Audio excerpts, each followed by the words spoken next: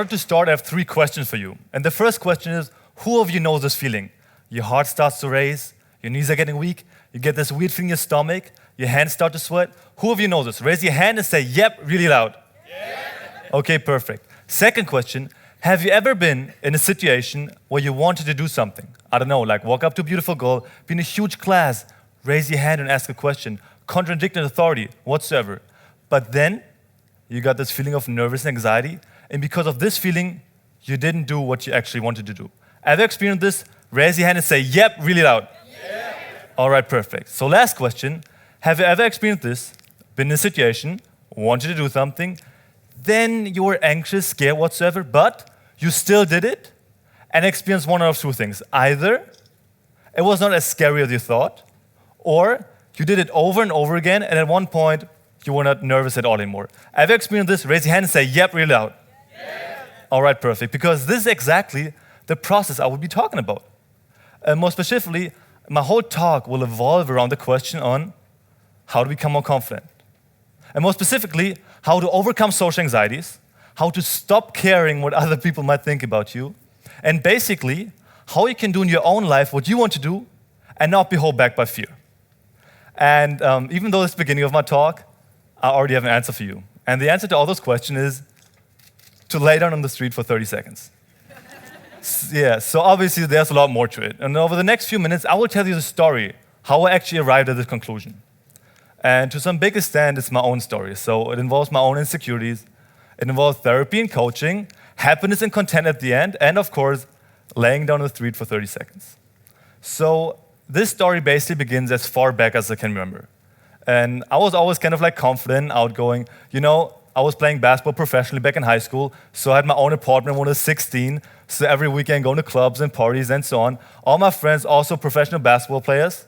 So in high school, I was hanging out with the cool kids, and others would definitely also describe me as confident and outgoing. But how it felt on the inside was often pretty different. So there were like a handful of situations where I would get really nervous or even insecure. And especially on people who were cooler than me, smarter than me, more successful, and so on, I would get shy and even insecure. And this was because I had this huge fear of rejection, huge fear of not being cool, or being exposed as weak. And this kind of fear led to 2 types of behavior. On the one hand, avoidance. So often avoided situation where I might appear uncool. For example, if I would be invited to a big party and I didn't know anybody, I wouldn't go there because there might pop up a situation where I would stand all by myself for like a minute or 2, talk to nobody, and people would look at me and think, hey, this guy's uncool, nobody talks to him. Or what I would do is drag my friends along, so I always had somebody to talk to the whole event. The second kind of behavior was I was looking for approval. So if there was a cooler guy around, I often tried to behave in a way that he appreciated, so he would approve of me and say, okay, he's cool as well. What this meant was that I often would engage in behaviors I myself didn't think were good or right.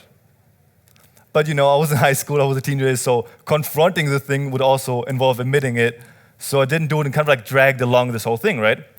After high school, I quit playing basketball because I broke my arm, I couldn't play anymore. And then I started to get into psychotherapy and coaching because I was kind of interested in it. And while I was playing basketball, I learned if you want to become really good in something, what should you do? You should try to learn from the best. So I applied this lesson that I learned in basketball to psychotherapy and coaching.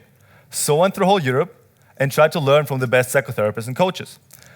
So I was going to events, I was going to conferences, walking up to like the most important guy, shake his hand, say, hey, my name is Till, I would like to learn from you. What this meant was I was literally confronted with my fear of rejection all the time. And back then I was thinking, hey, if there would be a good point of time to get over this fear of rejection, it would be right now. Ironically, or fortunately, basically, exactly at this time, I heard about comfort zone challenges for the first time. Back then, I read it in Tim Ferriss' 4 Work Week, and he described it as a technique to, overcome certain limitations and to progress faster in business. And to me, it sounded kind of interesting. And for those of you who don't know what comfort zone challenges are challenges where you consciously put yourself in a situation that makes you nervous or insecure. For example, if you're afraid of rejection, one of the challenges you can do is you go out and try to get rejected 10 times as fast as possible. If you're afraid of embarrassment, you go out and, for example, stretch your arms as high as you can and walk through a crowded street, so embarrass yourself a bit in public. The idea behind it is you do it over and over again and at one point, you stop caring what other people might think. To me, it sounded pretty cool. Why? Because this would mean I could get over my fear of rejection quite easily, right? So I looked deep into psychology and psychotherapy, what they have to say on this topic. More specifically, evidence-based psychotherapy, so cognitive behavioral therapy. And they had a solution for this since the 1950s. And this solution was called exposure therapy. Why exposure therapy? Because similar to comfort zone challenges, you go out, you expose yourself to the thing that scares you. And they also had an explanation why this whole thing works. Okay? So like in a really oversimplified way, you have an autonomic nervous system that fires a fear response. So your autonomic nervous system is this part of your nervous system that you can't control consciously, and that is responsible like for sweating, heart rate, and so on, and the fear response. And at one point or the other in your life, you encounter a situation, and your autonomic nervous system, for whatever reason, learned to respond to this situation with fear. And from that on, every time you encounter the situation again, your autonomic nervous system will send this fear response, even though you consciously understand the situation is not dangerous or scary. So now to get over it, what you need to do is the following. You put yourself in the situation, you get anxious, scared, whatsoever, and you stay in there, so your anxiety step by step decreases, and your autonomic nervous system learns, hey, the situation is actually not scary. So this is the process how you become more confident. And for me, I went, hey, that sounds pretty good. So I decided to start doing comfort zone challenges. And I have very, very vivid memories of my first comfort zone challenge. And it was a Thursday when I committed myself to do comfort zone challenges. And with most things, when you commit to do something, what do you say? I will start tomorrow. So with Thursday, I said, okay, I will start tomorrow. The same day, Thursday afternoon, I was going home from university, waiting for my train around 5 o'clock, rush hour, people everywhere. So I was standing there waiting for the train. And I was thinking, wow, I'm gonna lay down here on the floor for 30 seconds tomorrow. That's a pretty scary thing. And when my train arrived, I was thinking, hey, why should I do today? And the moment I just started pondering with the idea, boom, two things happened. On the one hand, my heart started to race, my hands were getting sweaty, it was kind of hard to swallow. This on the one hand. On the other hand, boom, boom, boom. All those really, really good excuses popped up, like your friend is waiting at home, the floor is dirty, what might the people think, and so on, and so on. So I was standing there, kind of like torn in between. On the one hand, I wanted to do it. On the other hand, the excuses and the fear. So what did I say? I said, my train was going to say, fuck it, I will do it tomorrow. So I walked towards the train, and then I can remember it. With the first step, I had this epiphany, this aha moment. So I understood something on like a deep level. I heard this concept before, but now I really understood it. Because this fear will always be there. And those really good excuses will always be there. So if I allow this set of rationalizations and this fear to hold me back now, I will never do it, So I put down my bag, turned around, lay down. Honestly, guys, I was terrified. So I lay down, and my heart was racing. And then I noticed three things. The first thing was, of course, I got a lot of weird looks. People walking past me, giving me weird looks. There was even one mom with a kid. The kid wanted to walk to me because it was interesting. The mom pulled away. Don't go next to this strange dude. But I also noticed that all those weird looks were not as scary as I thought. The second thing that I noticed was that a lot of people were really confused because I knew what I was doing, but they didn't have a clue what I was doing there on the floor, right? And the third thing that I noticed was the majority of the people didn't even care. They didn't even look at me. They walked so close to me, they didn't even look at me. And with every second, I got more and more relaxed. And after like 1 or 2 minutes, completely relaxed, all my anxiety vanished. I got back up, got my bag. I still noticed all the people were looking at me. Got in the train, went home, looked out the window with a big smile on my face. So that was my first comfort zone challenge ever. And from that on, I made a list of all my fears and step by step tackled all my fears. And some went away quite fast, others took longer to overcome, and so on. Then I saw how it helped me, so I told my friends about it, so they started doing comfort zone challenge, and had all my friends from whole Europe doing comfort zone challenges, sending each other pictures and videos how we did comfort zone challenges. And then I decided, hey, it helped me, it helped my friends, let's help most people. So we created this online community, the Comfort Zone Crushers.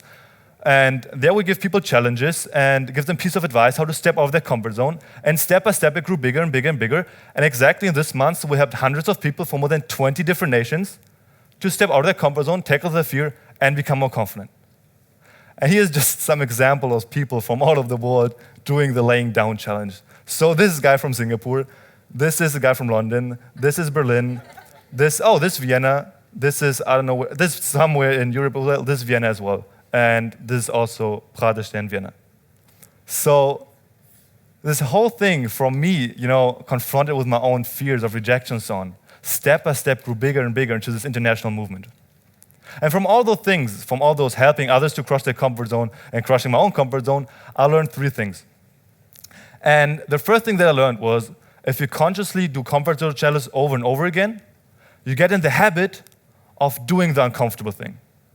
And with most things in life, it's like this. There's something you want to achieve, and between you and the thing, there's a certain discomfort. You want to have a great body, need to work out. You want to be smart, need to study.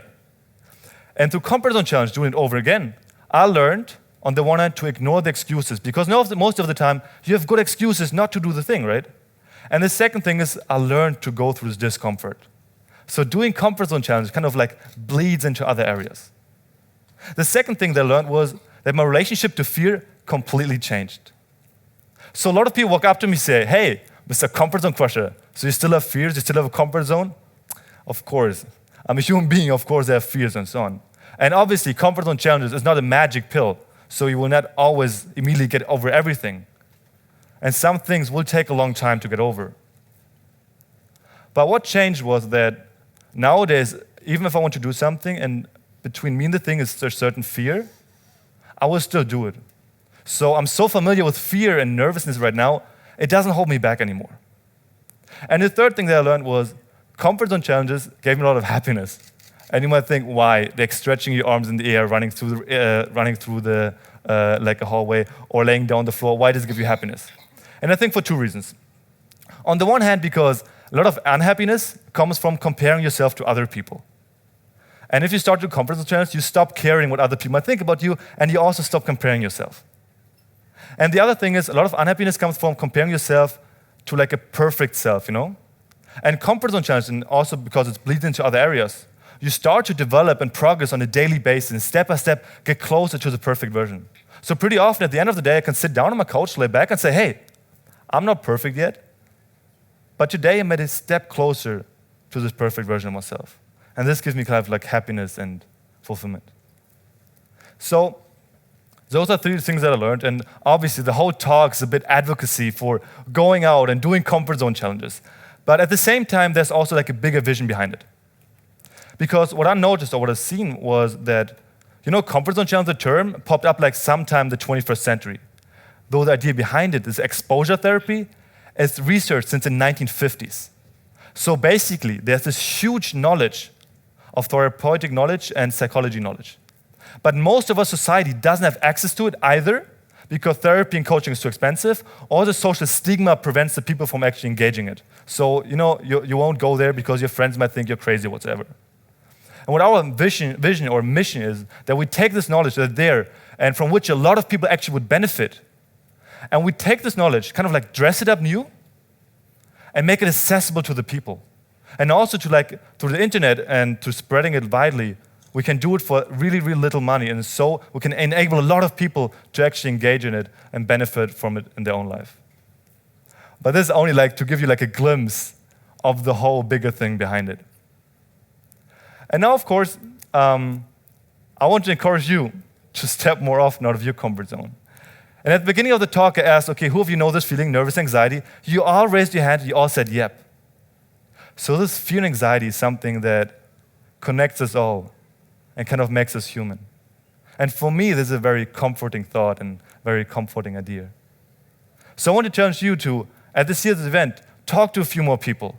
Walk up to your favorite speaker, ask them a question. And those people at home who's watching it, close your laptop. Watch two more TED Talks and then close your laptop. Then go out and, lay down on the street, stretch your arms. Do something that's outside your day-to-day autopilot. Because comfort zone challenge not only help you to become more confident, but it also gives adventure to your life and kind of spice up your life. So now I want to finish my talk with a quote that I always try to live by. And this is a quote famously said by Eleanor Roosevelt. And she once said, do one thing every day that scares you. Thank you.